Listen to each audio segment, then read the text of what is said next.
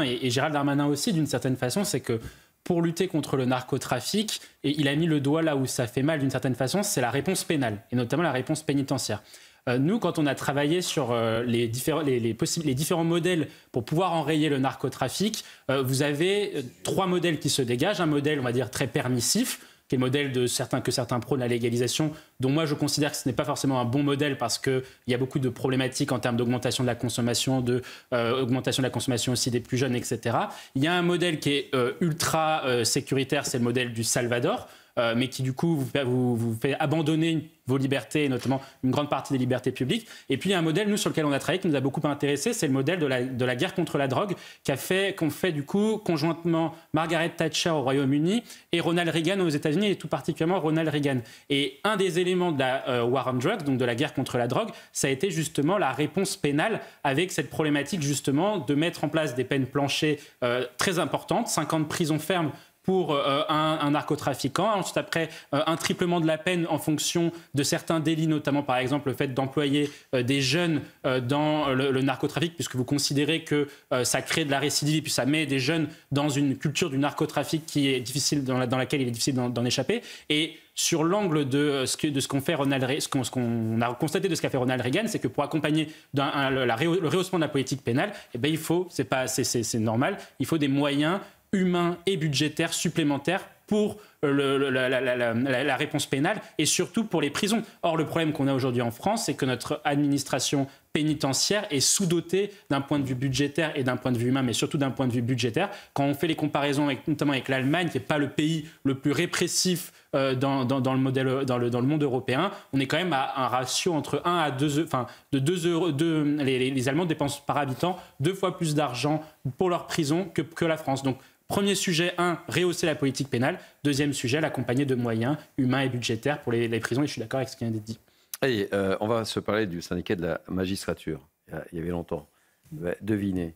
Le syndicat de la magistrature. Mais bon, peu importe. Mais il pouvait faire des choses et ça, c'est du concret. C'est ça qui est important aussi. Et il y a un sujet quand même, vous avez tout à fait raison de le rappeler, c'est que, et c'est là où Gérald Darmanin amène des réponses qui seront des réponses. Il amène des réponses, il amène du concret. Etc. Et il apporte quand même du concret. C'est que vous avez aujourd'hui, depuis les années 90, si on se prend de la perspective, une augmentation, par exemple, de toutes les infractions, notamment de tous les crimes et les délits. Si on prend par exemple les coups et blessures volontaires, c'est une augmentation de quasiment 400% depuis le début des années 90. Et donc, vous dites à chaque fois, à ce moment-là, la violence augmente, donc forcément, le nombre de peines de prison a dû être augmenté de la même façon. Eh bien, la réalité, c'est qu'elles ont augmenté 10 fois moins vite, puisque vous avez une augmentation des peines de prison prononcées de plus 30%. Derrière les peines de prison qui sont prononcées, il y a des décisions de justice, donc notamment de juges qui sont syndiqués au syndicat de la magistrature. Donc, c'est effectivement un des sujets et un des verrous aujourd'hui qui crée de l'impuissance publique. Et puis ensuite, après, les juges aussi ne prononcent pas de peine de prison parce que vous n'avez pas aujourd'hui, vous avez de la surpopulation carcérale et vous n'avez pas suffisamment de places de prison.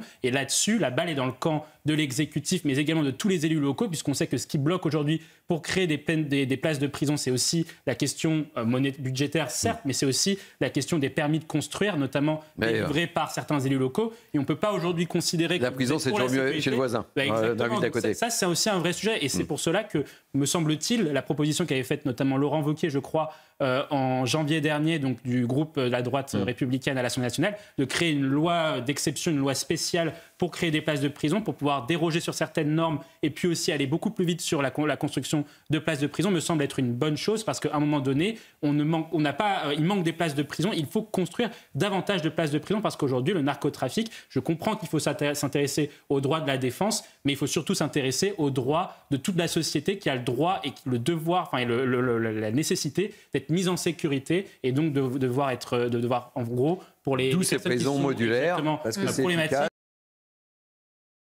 La reconquête la guerre contre le narcotrafic, un des sujets les plus importants, c'est de protéger ceux qui vont justement réussir à faire concrètement la reconquête. C'est-à-dire qu'aujourd'hui, les narcotrafiquants disposent de tellement de moyens, que ce soit des moyens effectivement économiques et financiers avec un trafic de drogue qui, selon l'OFDT, vaut à peu près 7 milliards d'euros de chiffre d'affaires, mais des moyens aussi également humains. Il faut quand même rappeler que le narcotrafic emploie en France quasiment 240 000 personnes, selon ce même institut. À titre de comparaison, vous avez autant, sinon un peu moins, de forces de sécurité quand on additionne les gendarmes et les policiers. Donc vous êtes dans un pays aujourd'hui, il y a plus de narcotrafiquants qu'il n'y a de policiers et de gendarmes. Alors même qu'évidemment, les policiers et les gendarmes doivent s'occuper d'autres sujets, le terrorisme, les incivilités au quotidien, etc. etc. Ça, c'est le premier point. Et le deuxième point, c'est que pour opérer cette reconquête, justement, c'est toute la chaîne à la fois de la police, des gendarmes, etc., mais également la justice, on en a parlé, l'administration pénitentiaire, évidemment, les magistrats également, qui sont également, ou les préfets aussi, qui veulent aujourd'hui organiser la reconquête et qui vont être les cibles des narcotrafiquants. Donc un des enjeux pour les pouvoirs publics, c'est de protéger ceux qui justement vont nous protéger.